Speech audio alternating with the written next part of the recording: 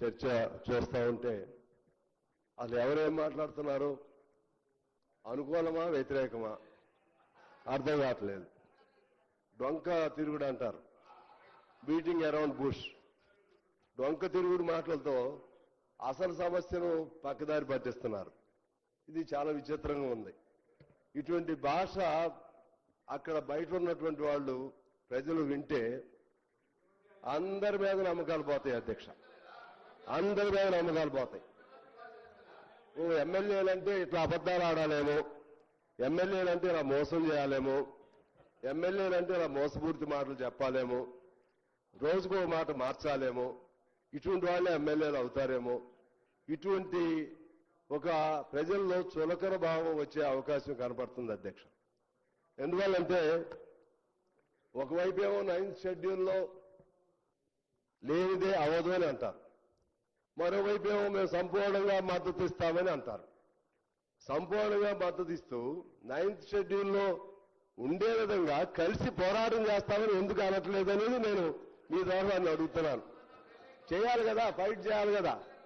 కేంద్రము రాష్ట్రానికి మధ్య ఉన్నటువంటి పని విభజన లేకపోతే అధికారాల విభజనకు సంబంధించి మనం మన చేతుల్లో ఏమి లేదు, కేంద్రంలోనే ఉంది, కేంద్రం చేయాలి అంటే కేంద్రం చేయాలంటే మన నుంచి ముందు మన డిమాండ్ బయటికి రావాలి, మన గొంతు వినపడాలి, మన పోరాటం సాగాలి. ఆనాడు ఎన్టీ రామారావు గారిని చూశాం కదా, ఎన్టీ రామారావు గారిని మనం అసలు పోరాటమే చేయిందే సాధ్యం అవుతుందా?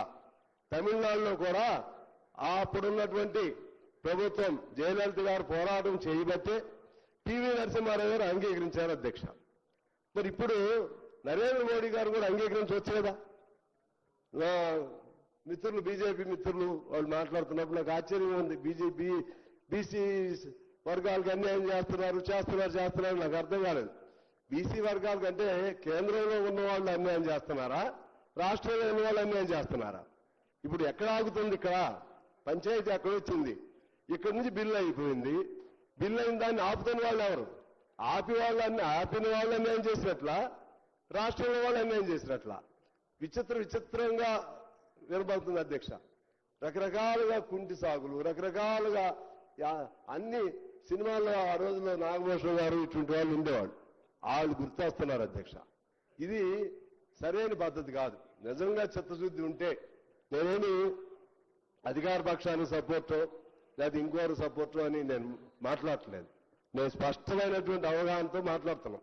మా పార్టీగా కూడా 42%ని ఇవాళ ఉదయం మా జనరల్ సెక్రటరీ రాజా గారు కూడా అభినందన చెప్పి వెళ్ళాడు. మీ రాష్ట్ర ప్రభుత్వం మంచిగా చేసింది, మంచిగా దాని మీద ఫైట్ చేయండి అని.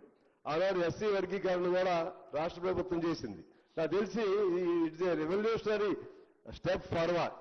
ఎక్కడ ఇంతవరకు ఏ రాష్ట్రంలో కూడా చేయలేదు అధ్యక్ష. దీనిపైన మనం తీసుకుని ముందుకెళదాం. ఇవాళ మీ మంత్రులు ఎంతమంది ఉన్నారు, లేకపోతే ముఖ్యమంత్రి ఏంటి, ఆ ముఖ్యమంత్రి ఏంటి, ఈ ముఖ్యమంత్రి ఏంటి, ఇవి వెనకటి నుంచి వస్తున్నటువంటి వరుస క్రమంలో కొన్ని చేర్పులు మార్పులు జరుగుతూ ఉంటాయి. అన్ని కావాలి, మీరు తీసుకోండి. ఇప్పుడు ప్రధానమంత్రి మీరు కదా, ఎన్ని చేపిస్తే మంచిగా ఉంటుంది. అన్ని కావాల్సిందే. అయితే ముందు ఇది కానివ్వండి, ఇది అయితే అన్ని ఆటోమేటిక్గా అన్ని ఆర్డర్లో పడతాయి అధ్యక్ష. ఇది నేను అందుకని సిపిఐగా మేము స్పష్టంగా చెప్తున్నాం. మనం అందరం చిత్తశుద్ధితో కలుద్దాం. చిత్తశుద్ధితో ఇవాళ ప్రభాకర్ గారు చెప్పినట్లుగా మూడ్ ఆఫ్ ద హౌస్ అంటే అల్టిమేట్ గా నాకు తెలిసి నోబడి విల్ అపోజిట్. కానీ ఇన్ని మనం శాపనార్థాలు ఇన్ని రకాలు మాట్లాడినా ఇప్పుడు ఫైనల్ గా పాసింగ్ ఆఫ్ చెప్పినప్పుడు అందరూ చేతులు ఎత్తాల్సిందే. మరి అందరం చేతులు ఎత్తినప్పుడు అంటే mood of the house unanimous గా అయినప్పుడు గవర్నర్ గారి బాధ్యత కూడా ఉంది. గవర్నర్ గారు దీన్ని మళ్ళా పైకి పంపించడం అంటే ఇది అన్యాయం. అంటే గవర్నర్ వ్యవస్థను అడ్డం పెట్టుకుని దుర్వినియోగం చేస్తున్నట్లుగానే భావించవలసినటువంటి అవసరం ఉంటుంది అధ్యక్ష. అందువల్ల ఏకగ్రీవంగా తీర్మానం చేసినా, ఏకగ్రీవంగా బిల్లును ఆమోదించినా కూడా దాన్ని కూడా ఆమోదం లేకపోవడం అనేది అది మంచి పద్ధతి కాదు. అది చేయాలని చెప్పి నేను కోరుతా ఉన్నాను.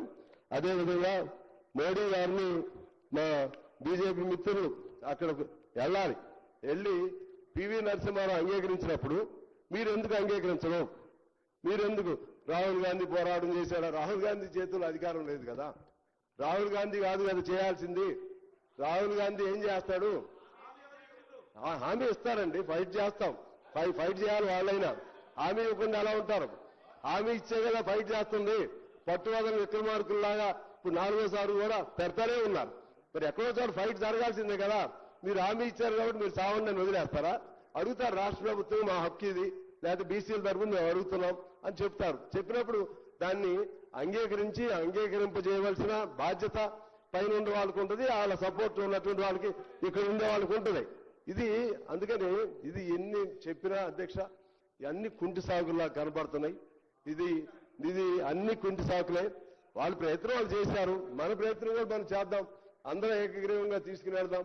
ఆ విధంగా చేయటం ద్వారా మనకి ప్రజలకి ఇవాళ నువ్వు అవునన్నా కాదన్నా బీసీలు, ఎస్సీలు, ఎస్టీలు వాళ్ళు చైతన్యం ఇవాళ వచ్చేసింది. ఎవరు ఆపాలన్నా ఆపలేరు. తాత్కాలికంగా ఆపగలుగుతారు తప్పితే ఎవరు ఆపాలన్నా ఆపలేరు. ఒకవేళ ఓసీల్లో ఎవరైనా బాగా యాక్టివ్గా ఉండి ఒకళ్ళిద్దరికి అవకాశం ఉంటుందేమో తప్పితే కాలం అంతా మారిపోతుంది.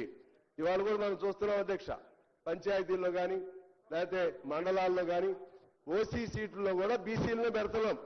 ఓసీ సీట్లలో కూడా బీసీలనే పెడుతున్నారు. ఎందుకంటే వాళ్ళ శక్తి సామర్థ్యాలు కానీ అన్ని ఇవాళ ప్రజలు గుర్తిస్తున్నారు, లేకపోతే ఇతర అవకాశాలు గుర్తిస్తున్నారు. అందువల్ల పక్కదారి పట్టించకుండా ఇవాళ ఇంకో సమస్య వచ్చింది.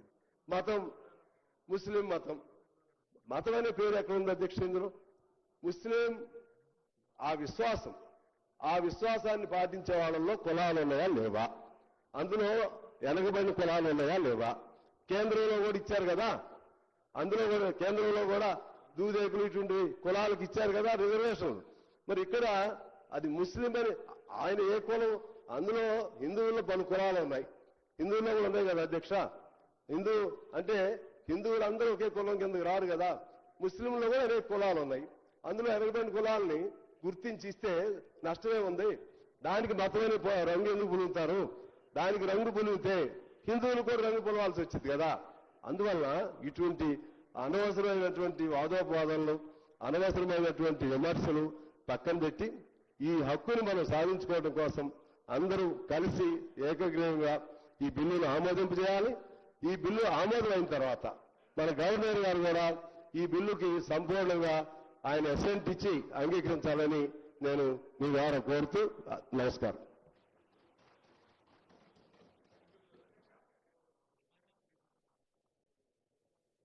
అధ్యక్ష, ఇంతకుముందు కేటీ రామారావు గారు మాట్లాడుతూ బీసీ బిల్లులకు వ్యతిరేకంగా గతంలో గోపాల్ రెడ్డి అనే వ్యక్తి గౌరవ ముఖ్యమంత్రి గారు బంధువు కోర్టులో కేసు చేశారని చెప్పారు.